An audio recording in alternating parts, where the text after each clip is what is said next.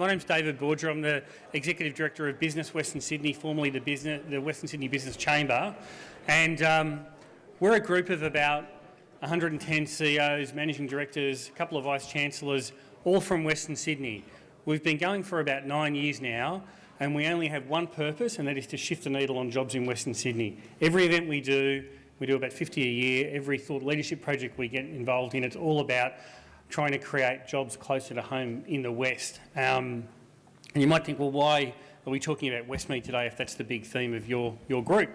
And really it's because when we look at where the smart jobs are and the job growth and the agglomerations, those collections and clusters of jobs, when we look at those really bright magnets that draw people in, Westmead is actually at the top of the pile in Western Sydney, and in Sydney, frankly. I think the highest number of PhDs live just on the other side of the park here. And it has been a screaming success, 4 hospitals, 4 medical research institutes, 18,000 jobs. There's a lot of interest now from government. It's been designated as one of only, I think, 3 lighthouse precincts for Sydney. And we actually wanted to have this conference 2 years ago. We made the fatal decision to delay it until last March. Bad month to have a conference, I can tell you. So we've delayed it again, and we've decided to bring everyone together now.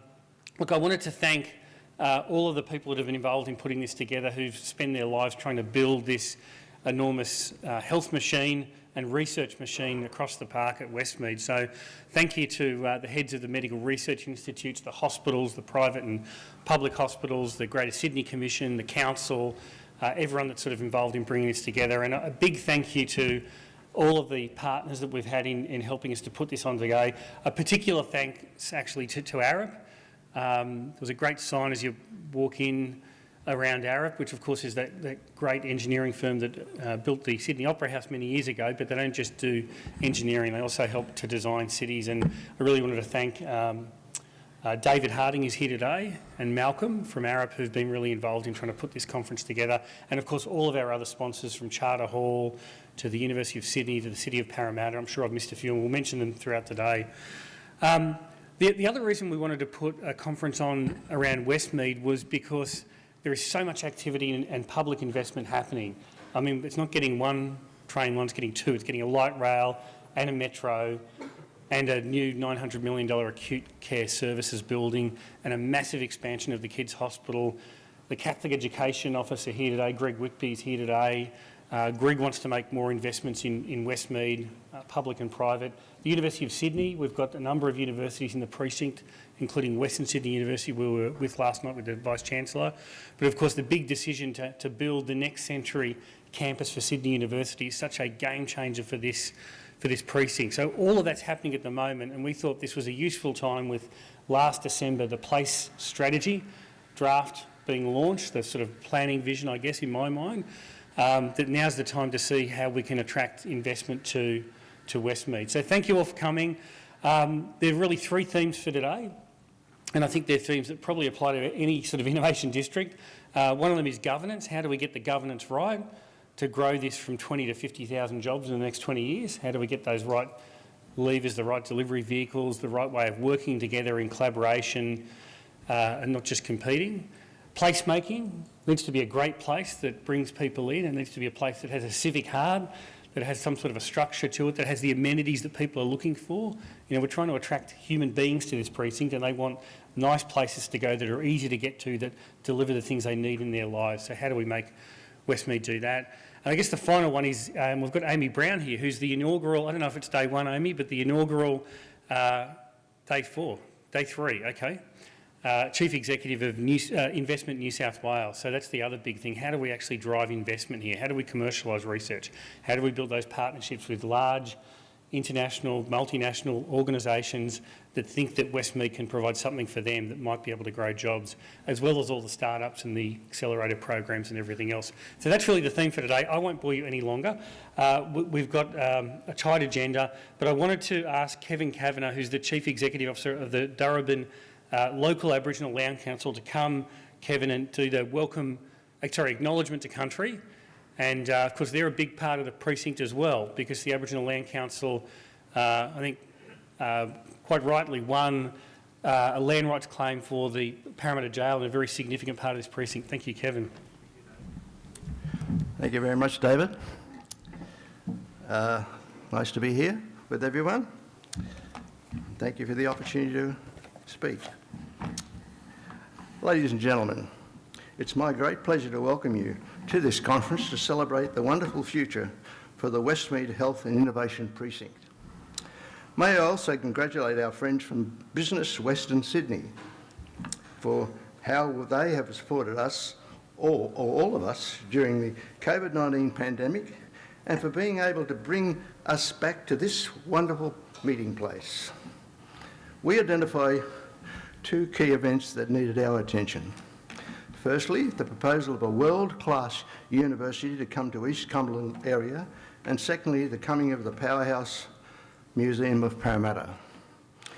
We are very glad to have formed positive, constructive and lasting relationships with the University of Sydney and the Powerhouse Museum. We are grateful to the Greater Sydney Commission and Parramatta City Council for taking the time to understand us and to work with us towards a better future for Aboriginal people and all the citizens of Western Sydney.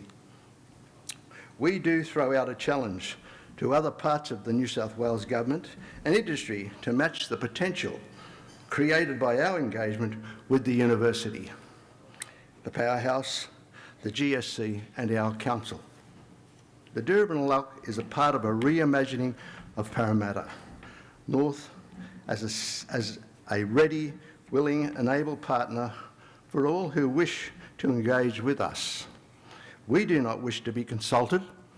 We are not a community stakeholder. We are a landowner who represents Aboriginal people and who has a duty to improve their lives. It must be remembered the Deerubbin Local Aboriginal Land Council is a member-based Aboriginal corporate. Any adult Aboriginal person within an area may exercise their rights to membership to be part of Deerubbin. We will be early movers in the creation of a world-class precinct, focusing on culture, entertainment, education and the commercial opportunities. Join us on this journey if you can. And now to welcome you to this land. I am a senior Aboriginal man who has lived most of my adult life in Western Sydney and most of my young life in the cauldrons of Aboriginal politics in New South Wales in and around Redfern. I'm also a proud member of the Wanneroo Nation, a First Nations people from the New South Wales Hunter Valley. I, like many Aboriginal people across Australia, do not have the luxury of remaining on my ancestral lands. I am an internally displaced Aboriginal person. As we know, the largest population of Aboriginal people in Australia is what we know as Western Sydney. The overwhelming majority of these people are from First Nations across New South Wales and Australia. The impact of invasion and colonisation on the pre-colonial First Nations people of Western Sydney was great. Their way of life, culture and language were decimated. It is important to respectfully remember those people did not cede their sovereignty to the British or anyone else. Their suffering was profound.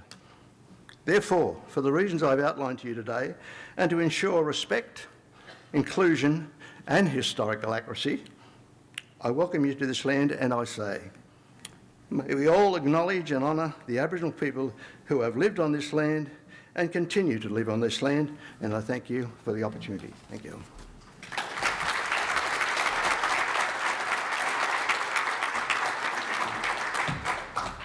Thank you, Kevin, for that acknowledgement to country, and we really look forward to working with the Deerubbin Aboriginal Land Council as you progress your project, particularly in North Parramatta, to see whatever we can do to sort of help.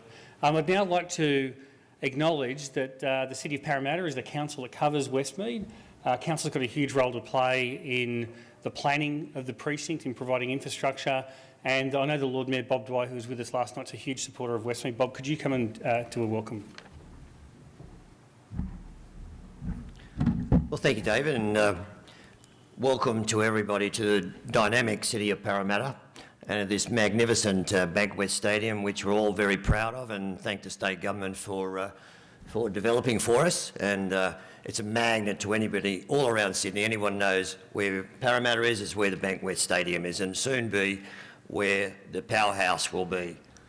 So thanks, David. Look, obviously I want to acknowledge the Parramatta people of the Darug Nation as a traditional custodians of this land and pay my respects to their ancient culture and their elders past and present and emerging.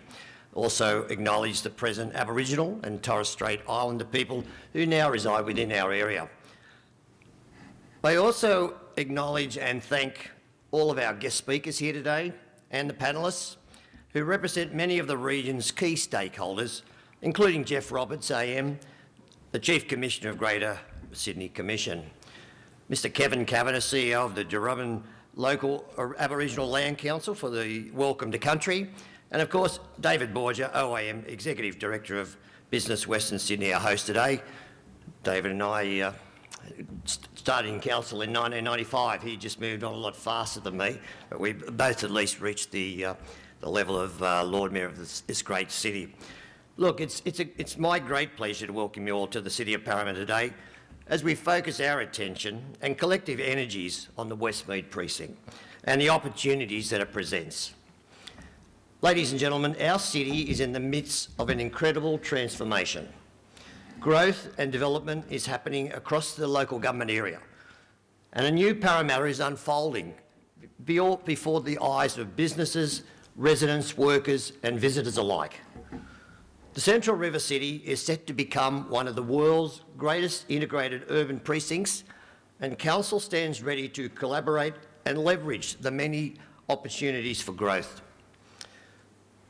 Central to our success is the success of the Westmead precinct. You're all here today for a reason. You each realise the opportunity that Westmead represents. The Westmead Health and Biomedical Research Precinct already represents the largest concentration of hospital and health services in Australia, servicing Western Sydney and providing specialist services for the rest of New South Wales and Australia. Better put that back up, sorry, knocked it over. It's also a precinct of opportunity, and Council believes in the vision for Westmead to be a world-class health and innovation precinct. We are proud to have partnered with key stakeholders to overcome past barriers and undertake a truly collaborative approach to planning for Westmead. Planning that will allow for the realisation of Westmead as a cornerstone of investment, economic growth and job creation in Western Sydney. This includes partnering not only with the New South Wales Government and New South Wales Health, but with the expertise and the experience of our partners in the Westmead Alliance. Alongside our partners, we are highly motivated to see the economic benefits the transformation of this precinct can bring to the region. We are actively advocating for and seeking to build on Westmead's high-value, knowledge-intensive jobs, leverage the value of health as a critical community service and growth industry, build on the precinct's international reputation for research and clinical excellence, and make this synonymous with the City of Parramatta and Western Sydney, and also to expand the influence of the precinct on innovation in our great city. With Westmead forecast to have as many jobs in 2036 as there are in the Parramatta CBD today, we're also keenly advocating for the necessary infrastructure to support the precinct's growth. Council is excited, but the precinct has recently benefited from increased New South Wales Government focus, from investments in health upgrades and increased connectivity through the Parramatta Light Rail.